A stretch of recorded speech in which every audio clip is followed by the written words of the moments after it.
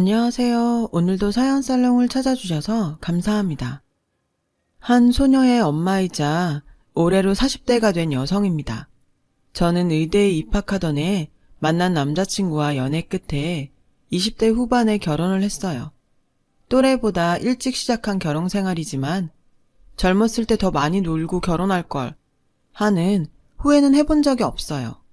오히려 빨리 결혼한 덕분에 제 딸을 빨리 만날 수 있어서 다행이었죠. 그 생각은 지금도 변함이 없어요. 누구보다 행복한 결혼 생활이었거든요. 물론 행복한 결혼 생활을 누리고 있다고 해서 모든 날이 평화롭기만 했던 건 아니에요. 사람 사는 일이 다 그렇듯 저에게도 세상을 집어삼켜버릴 만큼 거센 파도가 몰아쳤던 때도 있으니까요. 의사며느리와 민간요법에 심취해 있던 한의사 시어머니의 갈등 때문이었죠. 의대생인 저와 경영학과 복학생이었던 남자친구는 교내에서 뜨겁기로 소문난 캠퍼스 커플이었어요. 저는 레지던트 과정 이후 대학병원에서 전공의 수련 과정을 밟고 있었고, 당시 남편도 자신의 희망하던 직장에 취업한 상태였어요. 너무 사랑했던 우리는 떨어져 지내는 시간조차 아까웠기에 누가 먼저랄 것도 없이 혼담은 빠르게 오갔어요. 상견례까지 이어지는 동안 별 문제 없이 물 흐르듯 진행이 되었고요. 특히 저는 시어머님이 좋았어요. 비록 분야는 달라도 같은 의학자끼리 통하는 구석이 있을 것 같았거든요. 그런데 며칠 뒤 저를 만나러 병원으로 찾아온 시어머니를 보고는 그런 생각이 조금 흔들리기 시작했어요. 어머님은 다짜고짜 제게 물으셨죠. 자식은 얼마나 낳을 생각이니? 저는 남편과 미리 이야기해둔 대로 소신껏 어머님께 말씀드렸어요. 아직 특별한 계획은 없어요. 부모가 될 준비가 됐다고 생각될 때 그때 가질 생각이에요. 자식 낳는데 어디 때가 따로 있다니? 우리 집안이 어떤 집안인데 하루빨리 아들 낳을 생각은 안 하고선? 뚱하니 토라지는 시어머니의 모습에 살짝 쎄한 기분이 들더라고요. 아니, 세상이 어떤 세상인데 출산 강요도 모자라서 아들 타령이래요. 그리고 딸 자식은 당신 손주 아니랍니까? 결혼 전부터 찾아와 손주 타령을 하는 어머님의 행동이 이해가 안 갔어요. 그리고 얼마 뒤 왜 어머님이 아들 손주 타령을 했는지 그 이유를 알 수 있었죠. 글쎄, 제 남편이 7대 독자더라고요. 그냥 단순히 7대 독자가 아니라 세대당 자식 하나 겨우 얻을 만큼 손이 귀한 그런 집안이었던 거예요. 그런 상황을 알게 되자 그제서야 시어머니를 이해하게 됐어요. 당신 또한 손 귀한 집안에 시집와서 얼마나 핍박을 받았으면 저러실까. 나름 이해가 되는 부분이 있었으니까요. 얼마 지나지 않아 저희 부부는 사람들의 축복을 받으며 결혼식을 올렸어요. 시어머니께 말씀드렸던 것처럼 당장 아이 계획은 없었죠. 그래서 신혼기간을 즐기며 보냈어요. 우리 부부에겐 일과 사랑을 모두 챙기는 행복한 나날이 이어졌죠. 다행히도 꼬장꼬장했던 시어머니는 그렇게 꽉 막힌 분은 아니셨어요. 여느 시어머니들처럼 주기적으로 얼굴을 비출하거나 얼마에 한 번씩 안부 전화를 하라는 강요는 없었어요. 고된 시집살이를 하는 사람들에 비하면 제 결혼 생활은 아무것도 아니었죠. 그런 면에서는 내심 시어머니께 많이 고마웠어요. 저희 부부를 존중해 주셨고 명절 때나 한번 찾아오면 된다고 하셨으니까요. 그나마 명절 때도 서울까지 먼 길이니 밥만 먹고 바로 출발하라고 하셨고요. 그런데 이게 다 연기였더라고요. 그동안 보이셨던 시어머니의 모습들이 모두 연기였다는 걸 알았을 때 온 세상이 뒤죽박죽이 되어버리는 기분이었어요. 사건의 시작은 연락도 없이 서울로 올라오신 시어머니께서 저희 신혼집을 마치 기숙사 사감처럼 검사하면서 시작되었어요. 너는 참 눈치도 없다 얘. 내가 너 편하라고 그동안 발길 끊고 내버려뒀는 줄 아니? 니들 애 만드는데 방해될까봐 그런 거다. 시애미가 이렇게까지 신경을 써주면 너희도 뭔가 보여줘야 할 거 아니니? 아무튼 길게 말해봐야 입 아프고 딴 거 안 바란다. 떡두꺼비 같은 손주 하나만 안겨다오. 딸 자식은 있어 봐야 소용이 없으니까 아들 손주로 부탁한다. 그랬습니다. 시어머님께서는 그동안 저희 부부 생활을 존중해 주셨던 게 아니라 시댁까지 오고 가는 시간까지 아껴서라도 아들 생산에 힘쏟으라는 무언의 압박을 넣었던 거였어요. 모두 떡두꺼비 같은 손주를 얻으려는 욕심에서 비롯된 거였죠. 그나마 다행스러웠던 건 제 남편이 시어머니가 아닌 제 편을 들어주었다는 것이었어요. 남편이 제 편을 들고 나서자 화가 난 시어머니는 서운한 티를 팍팍 내시며 시댁으로 돌아가셨어요. 그 뒤 한동안은 예전과 같이 평화로운 날들이 이어졌죠. 시어머니께서는 애꿎은 시집살이를 빌미로 시어머니의 권위를 세우려고 하시지는 않으셨어요.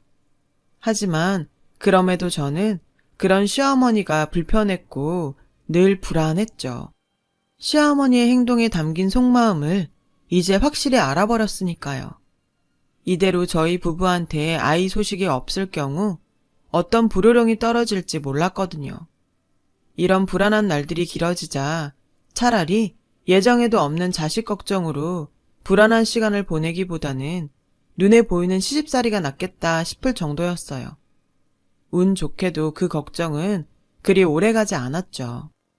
여느 때와 같이 일과 사랑을 충실히 챙기는 삶을 살아가던 어느 날 저와 친하게 지내던 간호사 언니가 출산을 하게 되었어요.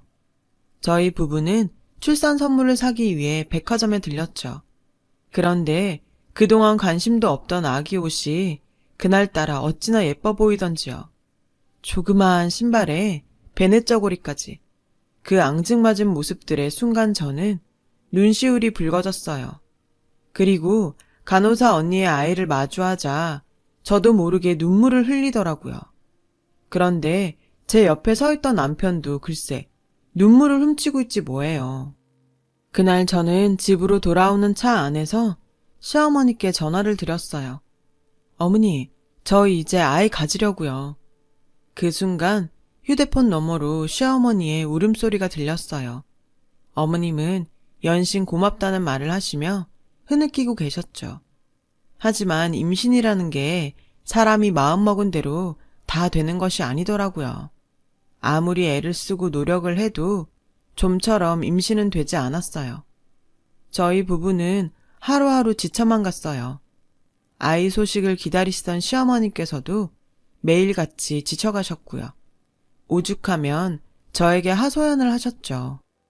얘, 너희 어디 문제 있는 거 아니니? 그러지 말고 한번 내려오렴. 진맥 짚고 약이라도 지어주게. 걱정이 되셨는지 어머님은 직접 제 상태를 확인하셔야겠다고 하셨어요. 안 그래도 아범이랑 같이 병원에서 검사 한번 받아보려고 해요. 그러지 말고 시간 내서 내려와. 양의학은 믿을 게 못 된다. 우리 몸엔 한의학이 맞는 법이야.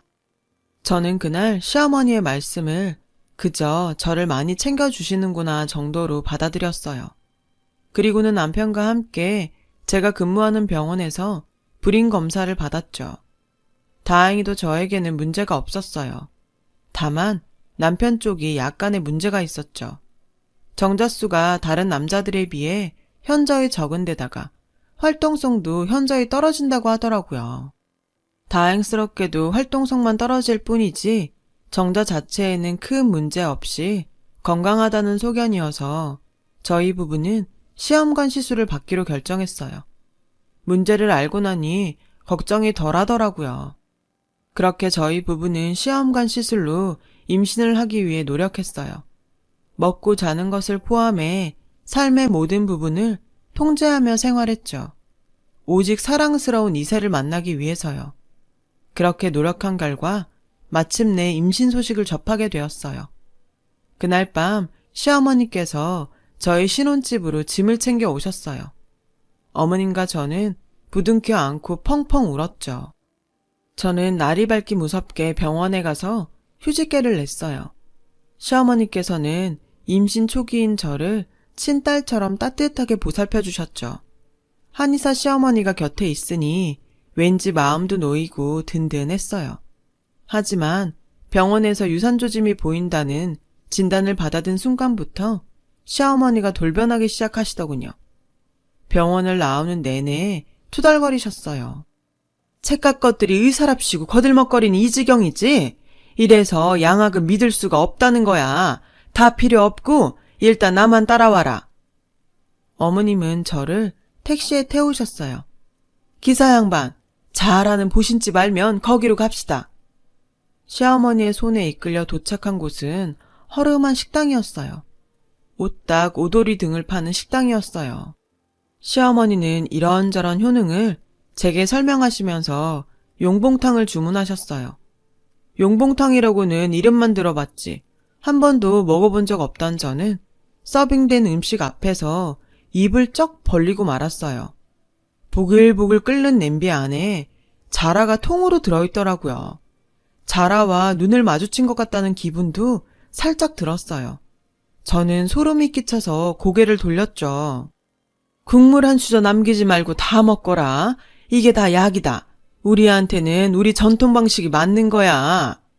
시어머니는 제 의중은 상관없이 자신의 뜻만 강요했어요. 다른 건 몰라도 간은 꼭 먹어야 해. 자라 간은 용왕께서 불로장생의 명리학으로 찾으셨던 거야. 어머님의 말에 저는 놀랐어요. 한의사도 의학자인데 의학자 입에서 도저히 나을 수 없는 비과학적인 말씀만 쏟아져 나왔으니까요. 무엇보다 용봉탕의 아들 낳는데 특효라는 말씀에는 의사이기 이전에 현대인으로서 동의할 수 없었어요. 저는 고민에 빠지고 말았죠.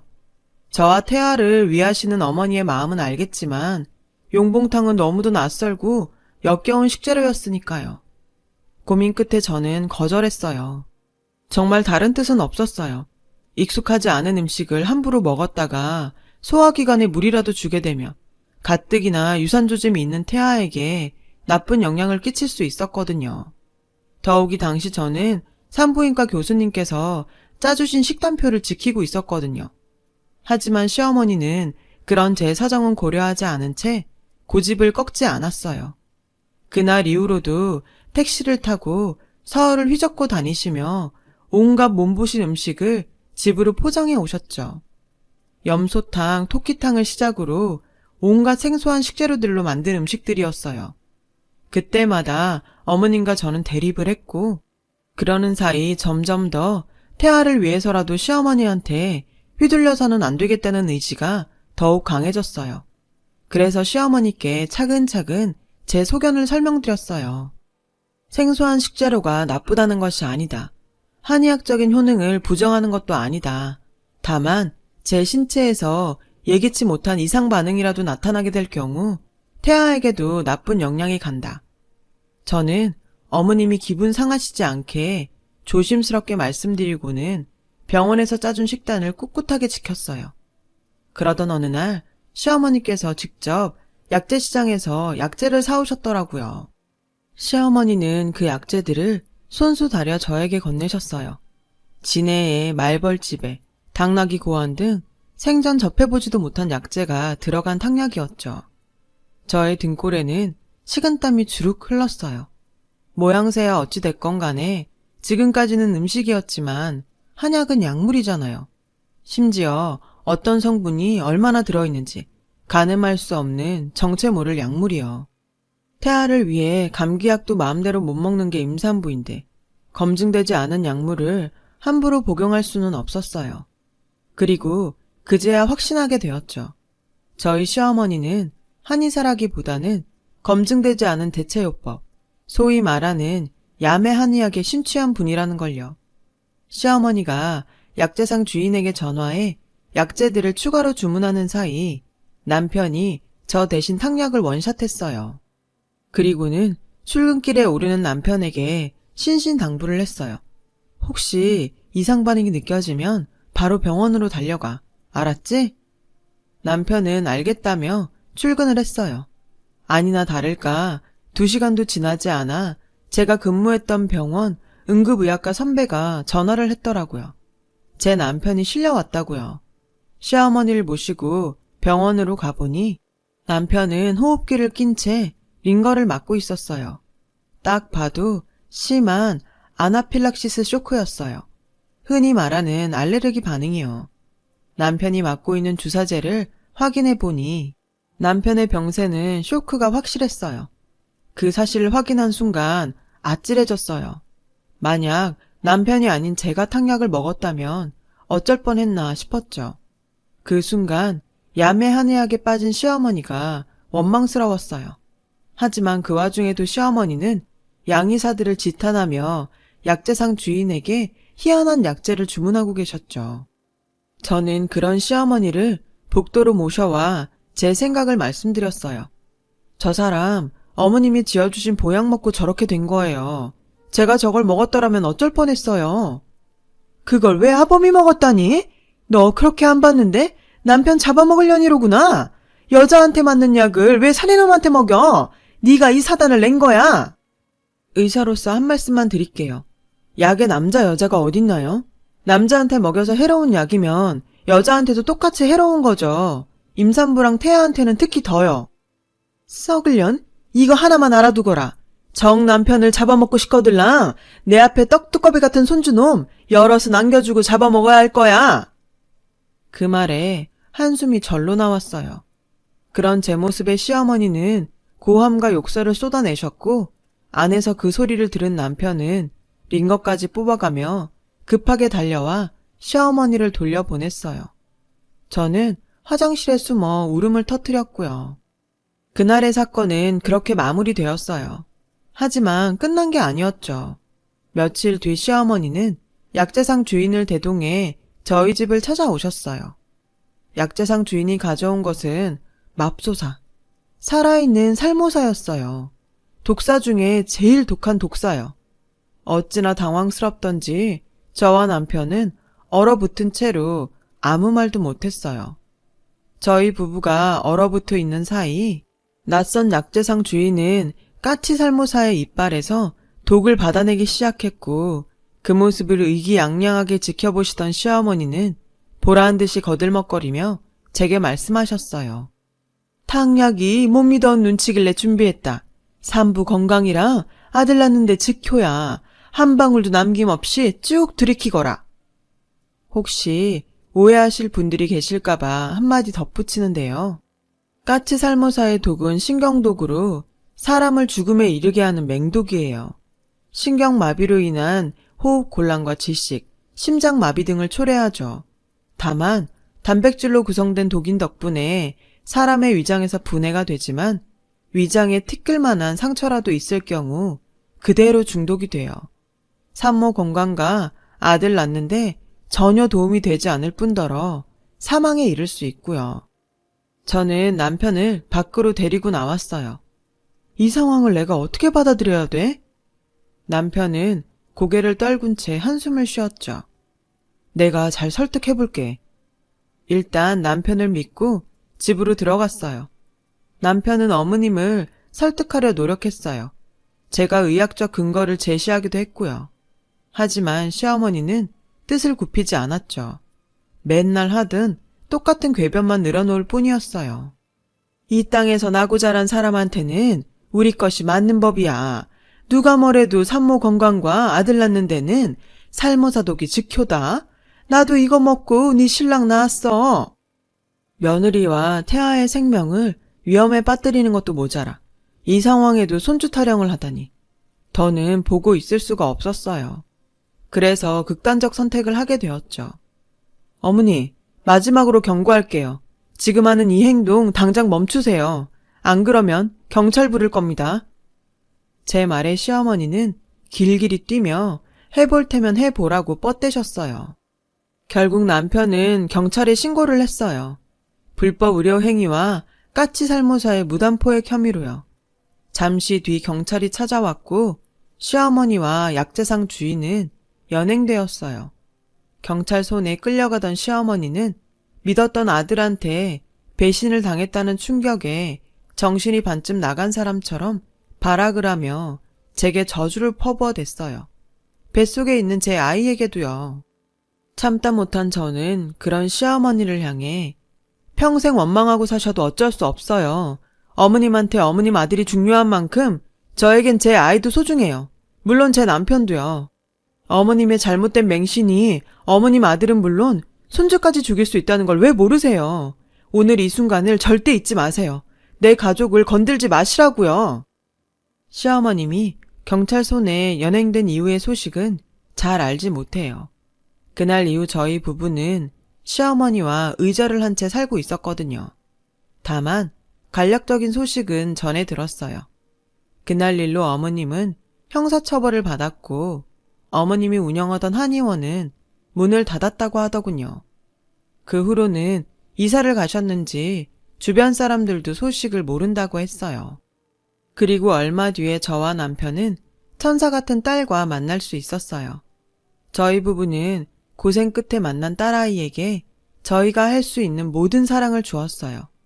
모든 순간이 감사한 날들이었죠. 그런데 제가 육아휴직을 마치고 병원에 복귀하던 시점이었어요. 시어머니의 야매 한의학 사건으로부터 생명의 소중함을 깨달은 뒤였기에 더 열심히 환자를 돌보려 노력했죠. 그러던 어느 날 제가 응급실 당직 근무를 서고 있는데 심정지 환자가 실려왔고 저는 급히 환자에게 심폐소생술을 시행하며 응급실로 이동했어요. 베드가 막 응급실로 들어서는 순간 제 눈에 환자의 얼굴이 들어왔어요. 시어머니였어요. 그새 많이 늙으셨더라고요. 생사를 오가는 시어머니를 마주한 저는 머릿속이 하얘지는 것 같았어요. 하지만 넋놓고 있을 겨를이 없었어요. 어머님의 상태가 심각했으니까요. 그때 구급대원이 저에게 탕약을 건네며 환자가 발견된 장소에 있던 거라서 가지고 왔다고 했어요. 순간 지난날 겪었던 살모사 독사건이 떠오르더라고요.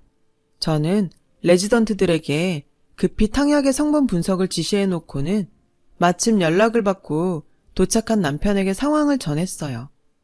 마음의 준비를 해야 될지도 모르겠어.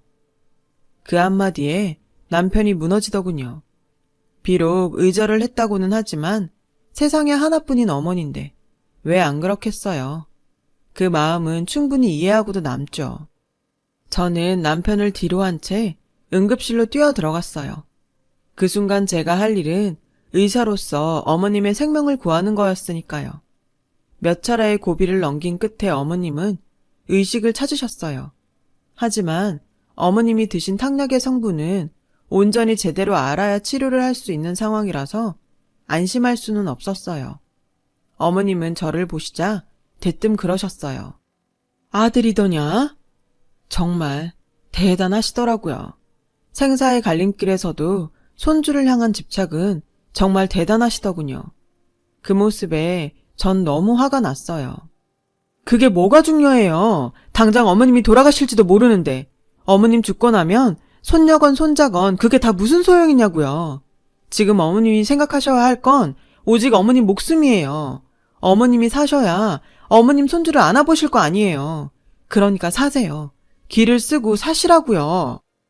소리를 지르는 내내 제 눈에선 뜨거운 눈물이 흘렀어요. 그렇게 미워했던 시어머니인데 지금 이 순간만큼은 너무도 간절히 살리고 싶었거든요. 그런 제 마음을 아셨는지 어머님도 소리 죽여 눈물을 흘리셨어요. 남편 역시 그저 눈물만 흘릴 뿐이었죠. 그날 우리 고부간의 앙금은 그렇게 눈물에 녹아버렸어요. 며칠 뒤 어머님은 상태가 많이 호전되었어요. 제 예상대로 어머님이 드신 탕약에는 위험한 성분들로 가득했고 그로 인해 급성 간부전이 온 거였죠. 긴 치료 끝에 어머님은 건강을 회복할 수 있었어요.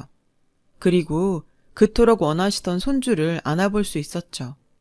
비록 어머님이 원하셨던 아들 손주는 아니었지만 무척이나 좋아하시더군요.